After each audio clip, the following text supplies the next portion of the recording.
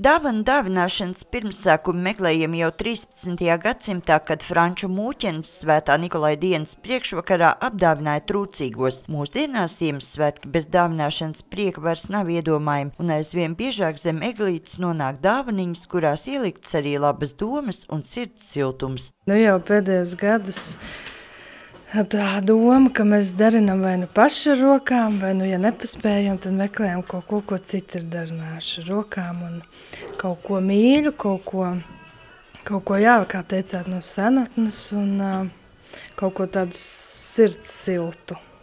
Nevis ieskriet veikalā un nopirkt kārtējo lietu, kur varbūt pēc tam nebūs vajadzīga. Ko jūs pati sagaidiet saņemt zem eglītes?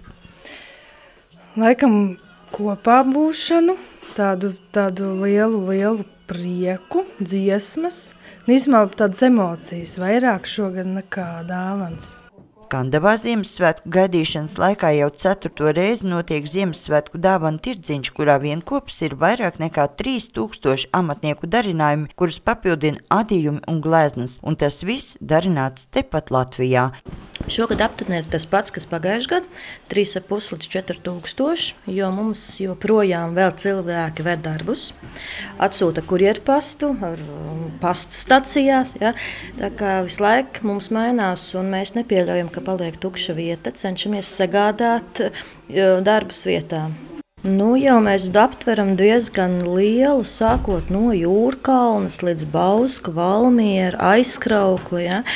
Liels. Latgali vēl neesam iekarojuši, bet viss priekšā mums. Šogad tirdziņā ar saviem darbiem piedalās 80 amatnieki, rokdarbnieki un mākslinieki. Izvēles iespējas ir plašas un ar tukšām rokām neaiziet teju neviens. Daudz dāvaniņas ceļos arī ārpus Latvijas robežām. Kas tad šurp atvedis? Pietrūk dāvanu. Tiešām, jā, man jāsūt ir uz Zviedriju no draugiem, un viņi šeit bija. Ļoti patika, kaut ko tādu, kas šeit ir, tādu kaut ko gribās.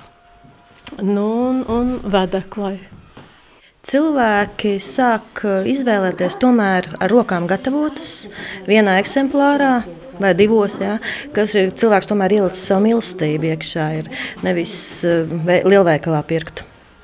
Izvēlēties piemērotāko dāvanu ik viens varēs vēl visu nākamo nedēļu, bet lielāko gandarījumu svētkos tomēr sniedz kopā būšanas prieks.